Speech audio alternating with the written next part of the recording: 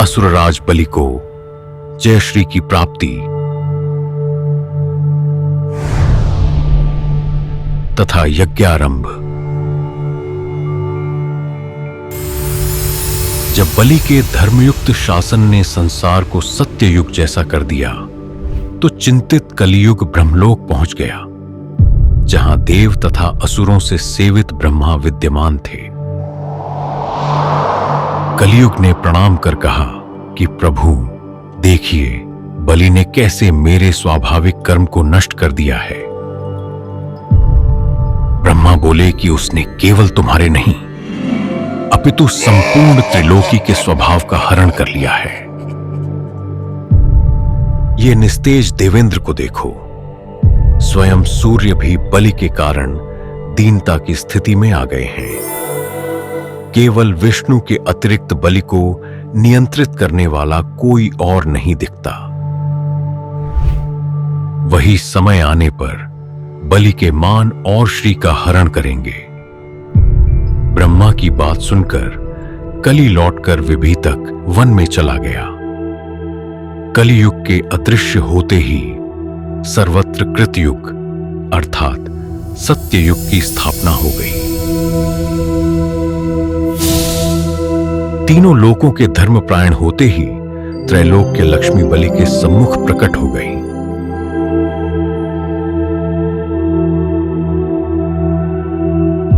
बलि ने आश्चर्य से भरकर कहा कि देवी, आप कौन हैं और यहां क्यों आई हैं?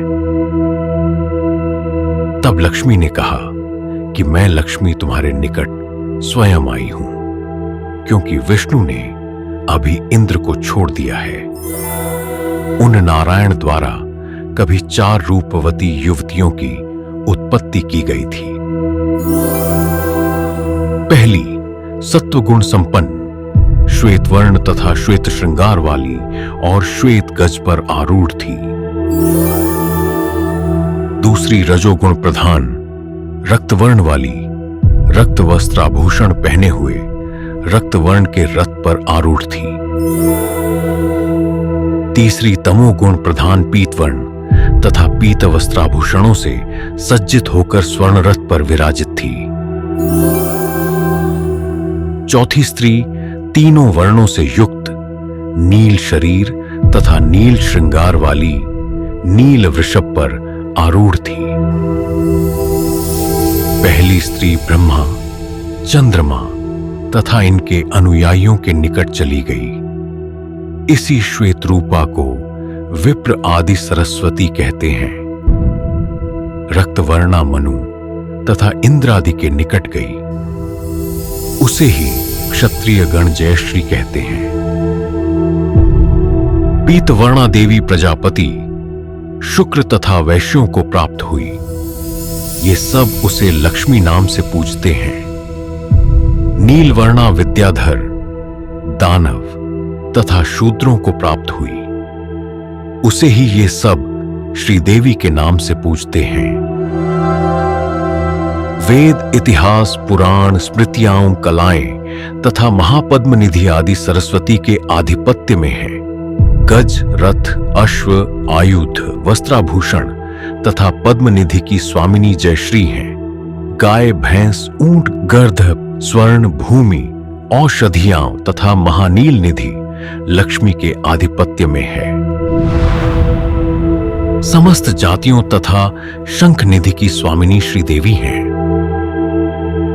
बलि और लक्ष्मी के संवाद वाले प्रसंग में कुछ तथ्य उभर कर आते हैं। श्वेत रूपा आदि सरस्वती ब्रह्मा तथा चंद्रमा और उनके अनुयायियों को मिली।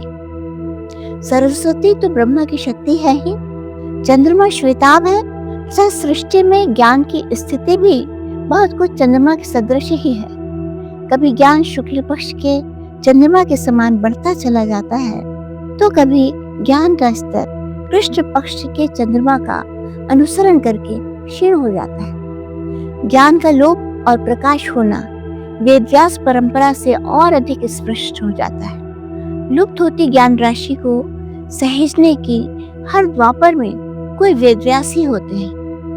ब्रह्मा के अनुयायी अर्थात ब्रह्म की प्राप्ति में लगने वाले ब्राह्मण रक्तवसना जय श्री मनु और इंद्र को मिली। ये दोनों ही दंड व्यवस्था और शासन के प्रतीक हैं। छत्री तो शासक वर्ग को ही कहा गया है। पीतवर्णा लक्ष्मी प्रजापति, शुक्र और वैश्यों को मिली, क्योंकि प्रजापालन में धन आवश्यक है। ज्योतिष में शुक्र ऐश्वर्य के कारक है तथा वैश्यों का व्यापार तो लक्ष्मी से ही संचालित होता है। नीलवर्णा श्री देवी को त्रिगुणात्मिका कहा गया है। विद्याधर और शूद्र एक साथ इस वर्ग में है। इस तथ्य को ध्यान से देखने पर ज्ञात होता है कि विद्याधर भी विविध कौशल से युक्त थे, तो समस्त जीवनोपयोगी हस्तशिल्प के ज्ञाता तो शूद्र ही थे।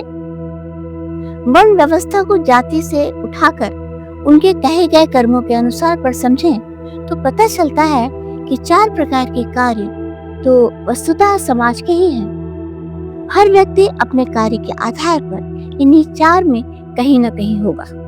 एक और बात ध्यातव्य है और वह है महापद्म आदि निधियों की चर्चा। वास्तव में आज जैसे लखपति, करोड़पति जैसे शब्द प्रचलित हैं, उसी प्रकार तब भी संपत्ति के आधार पर महापद्म निधि, महाशंख निधि आदि का निर्धारण होता होगा। आज भी भारतीय गणित में उक्त अंक स्थानों की चर्चा एवं प्रयोग की परंपरा विद्यमान है। लक्ष्मी ने बलि से कहा कि हे त्रैलोक्य विजेता, रागिणी नाम की वही जयश्री अर्थात मैं आपके निकट आई हूं। यह कहकर जयश्री ने बलि के शरीर में प्रवेश कर लिया। यह देखते ही ह्री, श्री, कीर्ति, प्रभा, क्षमा, दया, शांति आदि देवियां भी बलि के शरीर में प्रवेश कर गईं। बलि के स्वर्ग शासन के समय किसी भी लोक में कोई भी भूखा, अभावग्रस्त या मलिन नहीं रहता था। स्कंद पुराण के अनुसार एक दिन स्वर्ग की देव सभा में बैठे हुए बलि ने दैत्यों से कहा कि संपूर्ण असुर पाताल छोड़कर मेरे साथ इस स्वर्ग में ही रहें और यह कार्य शीघ्रता से करो। यह सुनते ही शुक्राचार्य हंस पड़े और बोले कि सुव्रत, यदि तुम यहीं वास करना चाहते हो तो 100 अश्वमेध यज्ञ करो, और वह भी यहां स्वर्ग में नहीं, कर्मभूमि भारत में। बलि ने गुरु की आज्ञा स्वीकार की और सद्य ही स्वर्ग को छोड़कर भूलोक में भारतवर्ष में आ गए। बलि स्वयं सभी दैत्यों को, अपने कुनबे को स्वर्ग ले जाना चाहते हैं। किसी भी अच्छे आदमी की पहचान यही है कि जब उसे ऊंचाई मिले तो वह अपने लोगों को भी ऊपर उठाने के लिए मदद करे, प्रयास करे। लेकिन यहाँ शुक्राचार्य ने बलि को टोक कर बता दिया कि अपने पराक्रम के कारण वह स्वर्ग में बहुत जरूर गया होगा, लेकिन स्वर्ग में टिकने के लिए उसकी योग्यता अभी उसे हासिल करना बाकी है, और जो है सो अश्वमेध यज्ञ, जिनको अभी उसने किया ही नहीं। स्थान की चर्चा में भारत को कर्मभूमि कहकर वहीं यज्ञ करने की बात से भारत भूमि को स्वर्ग से भी श्रेष्ठ बता दिया गया है। दूसरी बात कि कर्म की महत्ता वास्तव में भारत में ही रही है। भारतीय ऋषियों ने कभी भी किसी को अकर्मण्य बनने की प्रेरणा नहीं दी है। स्वयं गीता में भी श्री कृष्ण ने जो कर्मयोग का उपदेश दिया है वह भी हम याद कर सकते हैं, और महाभारत में क्या होगा वह कृष्ण की दृष्टि से दूर नहीं था। फिर भी उन्होंने युद्ध रोकने की सच्ची कोशिशें की। हमें अपनी मेहनत का क्या फल मिलेगा उसकी चिंता छोड़कर बस कर्म करते रहना चाहिए। सच्ची मेहनत का फल देर सवेरे जरूर मिलता है।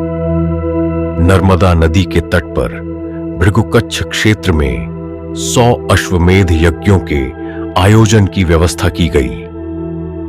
यज्ञ के लिए 16 आचार्यों का वरण किया गया। शुक्राचार्य ने भली भांति परीक्षा लेकर बलि को यज्ञ की दीक्षा दी। वामन पुराण के अनुसार जब स्वर्ग सहित त्रिलोकी पर बलि का शासन हो गया तो इंद्र देवताओं के साथ ब्रह्मलोक में गए, जहां उन्हें अपने पिता कश्यप के भी दर्शन हुए। जब इंद्र ने ब्रह्मा के समक्ष अपनी व्यथा कही तो ब्रह्मा बोले कि इंद्र, तुम अपने कर्मों का ही फल भोग रहे हो। इस पर इंद्र ने पूछा कि मैंने ऐसा कौन सा दुष्कर्म किया है जो मुझे स्वर्ग से विमुख होना पड़ा। ब्रह्मा ने बताया कि तुमने भ्रूण की हत्या की है। तुमने दित्य के उदर में स्थित गर्भ को अनेक टुकड़ों में काट डाला था। तब इंद्र ने अपने पिता कश्यप को पुकार कर कहा कि आपको तो पता है कि वह गर्भ तो माता की अपवित्रता के दोष के कारण छिन्न हुआ था। तो कश्यप ने उत्तर में कहा कि इंद्र, दित्य के दोष से वह गर्भ दास हो गया था। तुमने अपने दास पर भी वज्र से प्रहार कर घोर पाप किया है। इस प्रसंग से इतना तो स्पष्ट है कि गर्भ की हत्या और सेवक की हत्या दोनों ही महापाप हैं। कश्यप के वचन सुनकर इंद्र ने दोष समाप्ति का उपाय पूछा। तब कश्यप ने विष्णु आराधना का सुझाव दिया।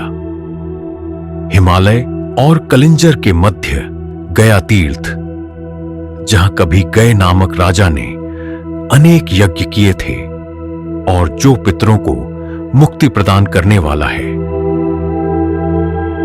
इंद्र ने वहीं गदाधर विष्णु की आराधना प्रारंभ की। 1 वर्ष की आराधना के पश्चात विष्णु प्रसन्न हुए और इंद्र को कहा कि महानदी में स्नान करने से तुम पाप मुक्त हो जाओगे। जैसे ही इंद्र ने वहां स्नान किया, उनकी देह से पाप पुरुष बाहर निकल आए। उन्होंने इंद्र से अपने लिए आज्ञा मांगी। इंद्र ने कहा कि मेरे पापों से तुम्हारी उत्पत्ति हुई है, इसलिए तुम पुलिंद कहे जाओगे और हिमालय तथा कालिंजर के मध्यवर्ती देश में निवास करोगे। बहुत काल तक पुलिंद एक बर्बर जाति के रूप में उस क्षेत्र में स्थापित रहे। इंद्र पाप मुक्त तो हो गए, किंतु उनसे वह पाप हुआ कैसे था? दित्य के गर्भखंडन की वह क्या कथा है?